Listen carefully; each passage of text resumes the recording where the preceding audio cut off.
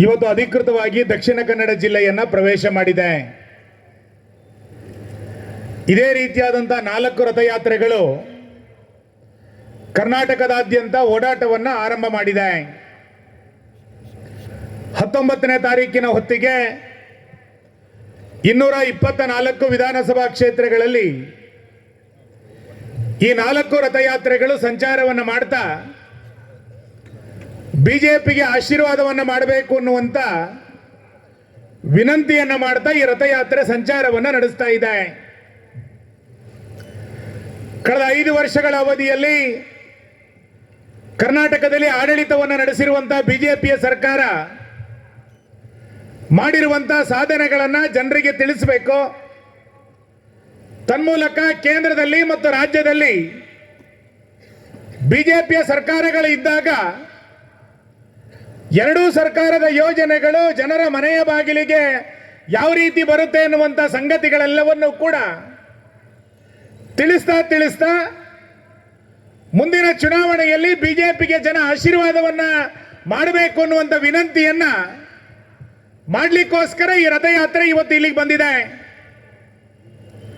ಬಂಧುಗಳೇ, ನಿಮಗೆಲ್ಲರಿಗೂ ಕೂಡ ಗೊತ್ತಿದೆ, ಬಿಜೆಪಿ ಅಧಿಕಾರಕ್ಕೆ ಬಂದಂತ ಎಲ್ಲ ಸಂದರ್ಭಗಳಲ್ಲಿ ಹಿಂದುತ್ವ ಮತ್ತು ಅಭಿವೃದ್ಧಿಯನ್ನು ಕಣ್ಮುಂದೆ ಇಟ್ಟುಕೊಂಡೇ ನಾವು ಆಡಳಿತವನ್ನ ನಡೆಸಿದಂತವರು. ಸ್ವಾತಂತ್ರ್ಯ ಬಂದಾಗಿನಿಂದ ಇವತ್ತಿನ ತನಕ ಈ 2 ವಿಷಯದಲ್ಲಿ ಯಾವತ್ತೂ ಕೂಡ ರಾಜಿಯನ್ನ ಮಾಡಿಕೊಳ್ಳಿಲ್ಲ. ಕೇಂದ್ರದಲ್ಲಿ ಅಧಿಕಾರಕ್ಕೆ ಬಂದಾಗಿರ್ಬೋದು, ರಾಜ್ಯದಲ್ಲಿ ಅಧಿಕಾರಕ್ಕೆ ಬಂದಂತ ಸಂದರ್ಭದಲ್ಲಿರ್ಬೋದು, ಯಾವ ಸಂಗತಿಗಳನ್ನ ಬಹಳ ವರ್ಷಗಳಿಂದ ಸಿದ್ಧಾಂತದ ರೂಪದಲ್ಲಿ ಹೇಳ್ತಾ ಬಂದಿದ್ದು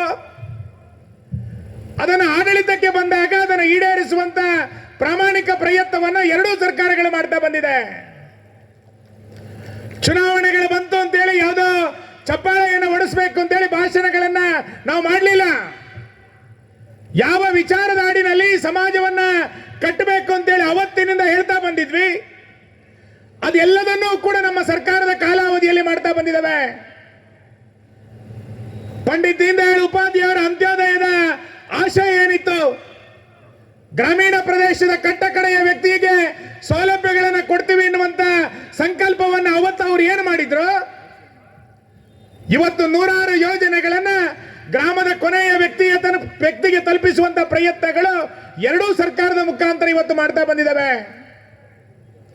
ನಾನು ಸುಮ್ಮನೆ ನೆನಪಿಸ್ತೇನೆ, ನಾನು ಉದ್ದ ಮಾತಾಡ್ಲಿಕ್ಕೆ ಹೋಗೋದಿಲ್ಲ. ನಮ್ಮ ಸರ್ಕಾರಗಳ ಅಧಿಕಾರಕ್ಕೆ ಬಂದಾಗ ಯಾವ ಯೋಜನೆಗಳು, ಯಾವ ಸಿದ್ಧಾಂತದ ಚಟುವಟಿಕೆಗಳನ್ನ ಕಾನೂನಿನ ರೂಪವನ್ನು ತರಲುವಂತ ಪ್ರಯತ್ನವನ್ನು ಮಾಡಿದ್ವಿ. ಇಲ್ಲಿ ಕೂತಿರುವಂತಹ ಸಾಕಷ್ಟು ಜನ ನನ್ನನ್ನು ಸೇರಿಸಿಕೊಂಡಂತೆ ನಾವು ಹಿಂದುತ್ವದ ಕಾರಣಕ್ಕೋಸ್ಕರ ರಾಜಕಾರಣಕ್ಕೆ ಬಂದ್ವಿ. ನಮ್ಮ ಸರ್ಕಾರ ಎರಡೂ ಕಡೆಗಳಲ್ಲಿ ಬಂದ ನಂತರ ನಾವು ಹಿಂದುತ್ವಕ್ಕೆ ಕೊಟ್ಟಂತ ಕೊಡುಗೆ ಏನು ಈ ಸರ್ಕಾರದಲ್ಲಿ? ಅಯೋಧ್ಯೆಯಲ್ಲಿ ರಾಮ ಮಂದಿರ ನಿರ್ಮಾಣ ಆಗಬೇಕು ಅಂತೇಳಿ ಎಷ್ಟು ವರ್ಷದ ಕನಸು, ಎಷ್ಟು ಜನರ ಬಲಿದಾನ ಆಯಿತು? ಅಯೋಧ್ಯೆಯಲ್ಲಿ ರಾಮ ಮಂದಿರದ ನಿರ್ಮಾಣಕ್ಕೆ ಶಂಕುಸ್ಥಾಪನೆ ಮಾಡಿದ್ದು ನರೇಂದ್ರ ಮೋದಿ ಅವರ ಬಿಜೆಪಿಯ ಸರ್ಕಾರ. ಕಾಶಿಯಲ್ಲಿ ಕಾರಿಡಾರ್ ನಿರ್ಮಾಣ ಆಗಿದ್ದು ನಮ್ಮ ಸರ್ಕಾರದ ಕಾಲದಲ್ಲಿ. ಉಜ್ಜಯಿನಿಯಲ್ಲಿ ಕಾರಿಡಾರ್ ನಿರ್ಮಾಣ ಆಗಿದ್ದು ನಮ್ಮ ಸರ್ಕಾರದ ಕಾಲದಲ್ಲಿ. ಸಾಂಸ್ಕೃತಿಕ ಭಾರತ ಅಂತೇಳಿ ನಾವು ಏನು ಕರೀತಾ ಇದ್ವಿ, ಅದಕ್ಕೆ ನ್ಯಾಯವನ್ನ ಕೊಡುವಂತ, ಅದಕ್ಕೆ ಇನ್ನಷ್ಟು ಸೌಂದರ್ಯವನ್ನ ಕೊಡುವಂತ ಪ್ರಯತ್ನ ನಮ್ಮ ಸರ್ಕಾರದ ಕಾಲಾವಧಿಯಲ್ಲಿ ಅಭಿವೃದ್ಧಿಯ ಮುಖಾಂತರ, ಹಿಂದುತ್ವದ ಮುಖಾಂತರ ನಮ್ಮ ಸರ್ಕಾರ ಇವತ್ತು ಮಾಡಿದೆ. ಕರ್ನಾಟಕದಲ್ಲಿ ಕಳೆದ 4 ವರ್ಷಗಳಲ್ಲಿ ನಮ್ಮ ಸರ್ಕಾರ ತೆಗೆದುಕೊಂಡಂತ ನಿಲುವುಗಳು, ಗೋಹತ್ಯೆ ನಿಷೇಧದ ಕಾನೂನನ್ನು ಜಾರಿಗೆ ತಂದಿದ್ದು ಬಿಜೆಪಿ ಸರ್ಕಾರ, ಮತಾಂತರದ ನಿಷೇಧದ ಕಾನೂನನ್ನು ಜಾರಿಗೆ ತಂದಿದ್ದು ಬಿಜೆಪಿ ಸರ್ಕಾರ, ಲವ್ ಜಿಹಾದಿಗೆ ಕಡಿವಾಣದ ಕಾನೂನನ್ನು ತಂದಿದ್ದು ಬಿಜೆಪಿ ಸರ್ಕಾರ, ಹನುಮಗಿರಿಗೆ 100 ಕೋಟಿ ರೂಪಾಯಿಯನ್ನು ಕೊಟ್ಟಿದ್ದು ಇದೇ ಬಿಜೆಪಿ ಸರ್ಕಾರ, ದತ್ತಪೀಠದಲ್ಲಿ ಹಿಂದೂ ಅರ್ಚಕರ ನೇಮಕಾತಿಗೆ ಆದೇಶವನ್ನು ಕೊಟ್ಟಿದ್ದು ಇದೇ ಬಿಜೆಪಿ ಸರ್ಕಾರ. ನಾವು ಯಾವ ವಿಷಯವನ್ನ ಅಧಿಕಾರದಲ್ಲಿ ಇಲ್ಲದ ಸಂದರ್ಭದಲ್ಲಿ ಹೇಳಿದ್ವೋ ಅದನ್ನು ಅಧಿಕಾರಕ್ಕೆ ಬಂದಾಗ ಪೂರೈಸುವಂತ ಕಾರ್ಯವನ್ನು ಮಾಡಿದವೆ. ಪ್ರತಿ ಜಿಲ್ಲೆಯಲ್ಲಿ, ಪ್ರತಿ ತಾಲೂಕಿನಲ್ಲಿ ಸರ್ಕಾರಿ ಗೋಶಾಲೆಯನ್ನು ಮಾಡಬೇಕು ಅಂತೇಳಿ ಯಾವ ಸರ್ಕಾರ ತೀರ್ಮಾನ ತೆಗೆದುಕೊಳ್ತು?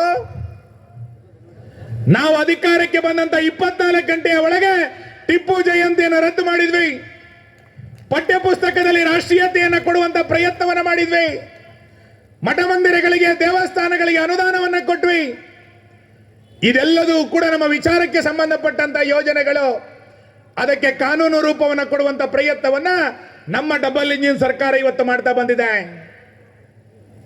ಇನ್ನು ಅಭಿವೃದ್ಧಿಯ ವಿಷಯಕ್ಕೆ ಬಂದಾಗ ಯಾವ ವಿಷಯದಲ್ಲಿ ನಮ್ಮ ಸರ್ಕಾರ ಕೊರತೆ ಮಾಡಿದೆ? 100% ಮಾಡಿದೆ ಅಂತ ನಾನು ಹೇಳೋದಿಲ್ಲ. ಯಾವುದನ್ನ ಜನ ಅಪೇಕ್ಷೆ ಪಡ್ತಾ ಇದ್ರು, ಕಳೆದ ಬಾರಿಯ ಚುನಾವಣೆಗೆ ನಾವು ಮನೆ ಮನೆಗೆ ಹೋದಾಗ ಯಾವುದನ್ನ ಜನ ನಿರೀಕ್ಷೆ ಮಾಡ್ತಾ ಇದ್ರು, ಆ ಎಲ್ಲ ಯೋಜನೆಗಳನ್ನ ಜನರಿಗೆ ಕೊಡುವಂತ ಪ್ರಯತ್ನ ಮಾಡಿದವೆ. ನಾನು ಸುಮ್ಮನೆ ನೆನಪಿಸ್ತೇನೆ, 2-3 ವರ್ಷದ ಹಿಂದೆ ಕೊರೋನಾ ಬಂದಿತ್ತು. ಕೊರೋನಾ ಬಂದಂತ ಸಂದರ್ಭದಲ್ಲಿ ಜನರ ನೆರವಿಗೆ ಯಾರು ಬಂದಿದ್ರು? ಸರ್ಕಾರದ ರೂಪದಲ್ಲಿ ನಮ್ಮ 2 ಸರ್ಕಾರಗಳು. ಸಾಮಾಜಿಕ ಚಟುವಟಿಕೆಯನ್ನ ಬಿಜೆಪಿಯ ಕಾರ್ಯಕರ್ತ ಮನೆ ಮನೆಯಲ್ಲಿ ಮಾಡಿದ್ದು, ಕಾಂಗ್ರೆಸ್ಸಿನ ಕಾರ್ಯಕರ್ತ ಕೊರೋನಾದ ಸಂದರ್ಭಗಳಲ್ಲಿ ಗ್ರಾಮಗಳಲ್ಲಿ ಕಾಣಲೇ ಇಲ್ಲ. ನಾವು ಜನರಿಗೆ ಸೇವೆಯನ್ನ ಕೊಟ್ವಿ. 150 ಕೋಟಿ ಜನರಿಗೆ ವ್ಯಾಕ್ಸಿನ್ ಅನ್ನ ಉಚಿತವಾಗಿ ಕೊಟ್ಟಿದ್ದು ಯಾವ ಸರ್ಕಾರ ಸ್ವಾಮಿ? ಜಗತ್ತಿನ ಯಾವುದೇ ರಾಷ್ಟ್ರಗಳು ಇಷ್ಟು ದೊಡ್ಡ ಪ್ರಮಾಣದಲ್ಲಿ ವ್ಯಾಕ್ಸಿನ್ ಅನ್ನ ಕೊಡಲೇ ಇಲ್ಲ. ಬಿಜೆಪಿ ಸರ್ಕಾರ ಉಚಿತವಾಗಿ 150 ಕೋಟಿ ಜನರಿಗೆ ವ್ಯಾಕ್ಸಿನ್ ಅನ್ನ 2 ಡೋಸ್ ವ್ಯಾಕ್ಸಿನ್ ಅನ್ನ ಕೊಟ್ಟಿದ್ದು. ಆ ಕೊರೋನಾದ ಸಂದರ್ಭದಲ್ಲಿ ಆರಂಭವಾದಂತ ಗರೀಬ್ ಕಲ್ಯಾಣ ಯೋಜನೆ ಇವತ್ತಿನ ತನಕ ನಮ್ಮ ಗ್ರಾಮೀಣ ಪ್ರದೇಶದಲ್ಲಿ ರೇಷನ್ ಕಾರ್ಡ್ಗಳಿಗೆ 5 ಕೆಜಿ ಅಕ್ಕಿ, 5 ಕೆಜಿ ಬೇಳೆಯನ್ನ ಕೊಟ್ಟಿದ್ದು ಯಾವ ಸರ್ಕಾರ ಅಂತ ಕೇಳಿದ್ರೆ ಇದೇ ಡಬಲ್ ಇಂಜಿನ್ ಸರ್ಕಾರ. ಕೊರೋನಾದ ಸಾಲದಲ್ಲಿ ಆರಂಭ ಆಗಿದಂತ ಯೋಜನೆ ಇವತ್ತಿಗೂ ಮುಂದುವರಿತಾ ಇದೆ. ಕೃಷಿ ಸಮ್ಮಾನ್ ಯೋಜನೆ ಕೇಂದ್ರದ 6,000, ರಾಜ್ಯದ 4,000 ರೂಪಾಯಿ, ಒಟ್ಟು 10,000 ರೂಪಾಯಿ ಕೊಡುವಂತ ಯೋಜನೆ. ಗ್ರಾಮಗಳಲ್ಲಿ ಎಷ್ಟು ಸಾವಿರ ಮನೆಗಳಿಗೆ ಆ ಕೃಷಿ ಸಮ್ಮಾನ್ ಯೋಜನೆ ಇವತ್ತು ತಲುಪಿದೆ. ರೈತರ ಮಕ್ಕಳಿಗೆ ಸ್ಕಾಲರ್ಶಿಪ್ ಅನ್ನು ಕೊಡುವಂತ ವಿದ್ಯಾನಿಧಿ ಯೋಜನೆ ಕಳೆದ ಬಜೆಟ್ನಲ್ಲಿ ನಮ್ಮ ಸರ್ಕಾರ ಘೋಷಣೆ ಮಾಡಿತು. ಜನ ಅದನ್ನ ಕೇಳಿದ್ರು. ಕೇವಲ ರೈತರಿಗೆ ಮಾತ್ರ ಅಲ್ಲ, ಇವತ್ತು ಟ್ಯಾಕ್ಸಿ ಚಾಲಕರಿಗೆ, ಟೈಲರಿಂಗ್ ಮಕ್ಕಳಿಗೆ, ಕಾರ್ಮಿಕರ ಮಕ್ಕಳಿಗೆ ಎಲ್ಲರಿಗೂ ಕೂಡ ವಿದ್ಯಾನಿಧಿ ಯೋಜನೆಯನ್ನು ವಿಸ್ತರಿಸಿದವೆ. ಕಾರ್ಮಿಕರಿಗೆ ಉಚಿತವಾದಂತಹ ಬಸ್ ಪಾಸ್ ಅನ್ನು ಕೊಟ್ಟಿದ್ದ ನಮ್ಮ ಸರ್ಕಾರ. ವಿದ್ಯುತ್ ರಹಿತ ಮನೆಗಳಿಗೆ ವಿದ್ಯುತ್ ಅನ್ನು ಕೊಡುವಂತ ಬೆಳಕು ಯೋಜನೆಯನ್ನು ಜಾರಿಗೆ ತಂದಿದ್ದ ನಮ್ಮ ಸರ್ಕಾರ. ಗ್ರಾಮಗಳಿಗೆ ಬೋರ್ವೆಲ್ ಕೊಟ್ರೆ ಸಾಕು ಅಂತ ಹೇಳ್ತಾ ಇದ್ರು ಕಾಂಗ್ರೆಸ್ಸಿನ ಕಾಲದಲ್ಲಿ.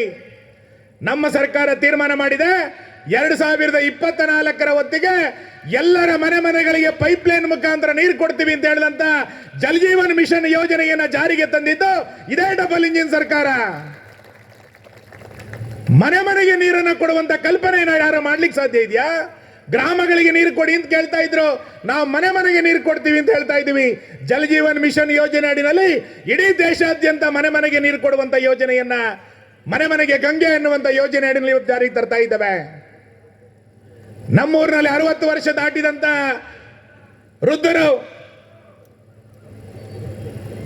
ಆ ವೃದ್ಧಾಪ್ಯ ವೇತನವನ್ನು ಪಡಿಬೇಕು ಅಂತಂದ್ರೆ ಯಾವುದೋ ತಹಸೀಲ್ದಾರ್ ಹತ್ರ, ಇನ್ಯಾರ ಆರ್ಐ ಹತ್ರ ಹೋಗಬೇಕಾಗಿತ್ತು. ನಮ್ಮ ಸರ್ಕಾರ ತೆಗೆದುಕೊಂಡಂತ ಯೋಜನೆ ಏನು? ಮನೆಗೆ ಪಿಂಚಣಿ ಎನ್ನುವಂತ ಯೋಜನೆ ಅಡಿನಲ್ಲಿ ಯಾರಿಗೆ 60 ವರ್ಷ ತುಂಬುತ್ತೋ ಸ್ವತಃ ಅಧಿಕಾರಿಯೇ ಹೋಗಿ ಅರ್ಜಿಯನ್ನು ತೆಗೆದುಕೊಂಡು ಅವರ ಮನೆ ಬಾಗಿಲಿಗೆ ಪಿಂಚಣಿಯನ್ನು ತೆಗೆದುಕೊಳ್ಳುವಂತ ಯೋಜನೆಯನ್ನ ಕೊಟ್ಟಿದ್ದು ಯಾವ ಸರ್ಕಾರ? ನಾನು ಈ ರೀತಿ ಉದ್ದವಾಗಿ ಹೇಳಬಲ್ಲೆ ಯಾವ ಯಾವ ಯೋಜನೆಗಳನ್ನು ಕೊಟ್ವಿ ಅಂತ. ಪಶ್ಚಿಮ ವಾಹಿನಿ ಯೋಜನೆ ಅಡಿನಲ್ಲಿ ಪುತ್ತೂರಿನಿಂದ ಬೈಂದೂರಿನ ತನಕ 5 ಕಿಲೋಮೀಟರ್ 10 ಕಿಲೋಮೀಟರ್ಗಳಿಗೆ ಒಂದೊಂದು ಕಿಂಡಿ ಅಣೆಕಟ್ಟನ್ನು ಮಾಡಿಕೊಟ್ಟಂತ ಸರ್ಕಾರ ಯಾವುದು ಅಂತ ಕೇಳಿದ್ರೆ ಬಿಜೆಪಿ ಸರ್ಕಾರ. ಈ ರೀತಿ 100 ಯೋಜನೆಗಳನ್ನು ಇವತ್ತು ನಮ್ಮ ಸರ್ಕಾರ ಕೊಡ್ತಾ ಬಂದಿದೆ. ಸರ್ಕಾರಗಳು ಬಂದಂತ ಸಂದರ್ಭದಲ್ಲಿ ಪ್ರಾಮಾಣಿಕವಾಗಿ ಕೆಲಸವನ್ನು ಮಾಡುವಂತ ಪ್ರಯತ್ನವನ್ನು ನಮ್ಮ ಸರ್ಕಾರಗಳು ಮಾಡಿದೆ. ನಾನು ವಿನಂತಿ ಮಾಡ್ತೇನೆ, ಸಣ್ಣ ಪುಟ್ಟ ಗೊಂದಲಗಳು, ಭಿನ್ನಾಭಿಪ್ರಾಯಗಳನ್ನು ದೂರ ಮಾಡೋಣ. ಇವತ್ತು ಅಭಿವೃದ್ಧಿ ಪರವಾದಂತ ಯೋಜನೆಗಳು ಬೇಕು ಅಂತಂದ್ರೆ ಬಿಜೆಪಿ ಬೇಕು. ಇವತ್ತು ಕಾಂಗ್ರೆಸ್ಸಿನ ಕಾಲದಲ್ಲಿ ದಕ್ಷಿಣ ಕನ್ನಡ ಜಿಲ್ಲೆಯ ವಾತಾವರಣ ಹೇಗಿತ್ತು? ಒಂದು ಯಾವುದು ಸಮಾಜ ದ್ರೋಹದ ಚಟುವಟಿಕೆಯನ್ನು ಮಾಡ್ತಾರೆ ಅಂತ ಕಾರ್ಯಕರ್ತರನ್ನ ವಿಜೃಂಭಿಸಲಿಕ್ಕೆ ಬಿಡೋದಿಲ್ಲ ಅಂತ ಹೇಳಿದಂತ ಸರ್ಕಾರ ಇದು. ಈ ಕಾರಣಕ್ಕೋಸ್ಕರ ಮತ್ತೊಮ್ಮೆ ಆಶೀರ್ವಾದವನ್ನು ಕೇಳ್ತಾ ವಿಜಯ ಸಂಕಲ್ಪ ಯಾತ್ರೆ ಇವತ್ತು ಹೊರಟಿದೆ. ಮುಂದಿನ ತಿಂಗಳು ಮೇ ತಿಂಗಳ ಮೊದಲ ವಾರದಲ್ಲಿ ಚುನಾವಣೆ ಬರುತ್ತೆ. ನಮ್ಮ ಬೂತ್ಗಳಲ್ಲಿ ನಾವೇ ಅಭ್ಯರ್ಥಿಗಳು, ನಮ್ಮ ಬೂತ್ಗಳಲ್ಲಿ ನಾನೇ ಅಭ್ಯರ್ಥಿ ಎನ್ನುವಂತ ಸಂಕಲ್ಪವನ್ನ, ಭಾವನೆಗಳನ್ನು ಇಟ್ಟುಕೊಂಡು ಕೆಲಸ ಕಾರ್ಯಗಳನ್ನು ಮಾಡೋಣ. ಕಾಂಗ್ರೆಸ್ ಮತ್ತೊಮ್ಮೆ ರಾಜ್ಯದಲ್ಲಿ ಅಧಿಕಾರಕ್ಕೆ ಬಂದ್ರೆ ಬಹಳ ದೊಡ್ಡ ಪ್ರಮಾಣದಲ್ಲಿ ಅಭದ್ರತೆಯನ್ನು ಸೃಷ್ಟಿ ಮಾಡುವಂತ, ಸಮಾಜ ಘಾತಕ ಶಕ್ತಿಗಳ ವಿಜೃಂಭಿಸುವಂತ ಅಭಿವೃದ್ಧಿ ಶೂನ್ಯವಾದಂತಹ ಆಡಳಿತ ಮತ್ತೊಮ್ಮೆ ನಿರ್ಮಾಣ ಆಗೋದು ಬೇಡ ಅಂತಾದ್ರೆ ಕೇಂದ್ರದಲ್ಲಿ ಮತ್ತು ರಾಜ್ಯದಲ್ಲಿ ಒಂದೇ ಆಡಳಿತದ, ಒಂದೇ ಭಾವನೆಯ, ಒಂದೇ ಸಿದ್ಧಾಂತದ ಸರ್ಕಾರಗಳು ಬರಬೇಕಾಗಿದೆ. ಆ ಕಾರಣಕ್ಕೆ ನಾಡಿದ್ದು ನಡೆಯುವಂತಹ ವಿಧಾನಸಭಾ ಚುನಾವಣೆಯಲ್ಲಿ ಮತ್ತೊಮ್ಮೆ ಬಿಜೆಪಿಯ ಶಾಸಕರನ್ನ, ಬಿಜೆಪಿಯನ್ನ ಗೆಲ್ಲಿಸೋದ್ರ ಮುಖಾಂತರ ಡಬಲ್ ಇಂಜಿನ್ ಸರ್ಕಾರವನ್ನು ಬೆಂಬಲಿಸಬೇಕು ಅನ್ನುವಂಥ ವಿನಂತಿಯನ್ನು ಮಾಡಿ ಬಂದಂತ ನಿಮ್ಮೆಲ್ಲರಿಗೂ ಕೂಡ ಅಭಿನಂದನೆಗಳು. ನಮಸ್ಕಾರ.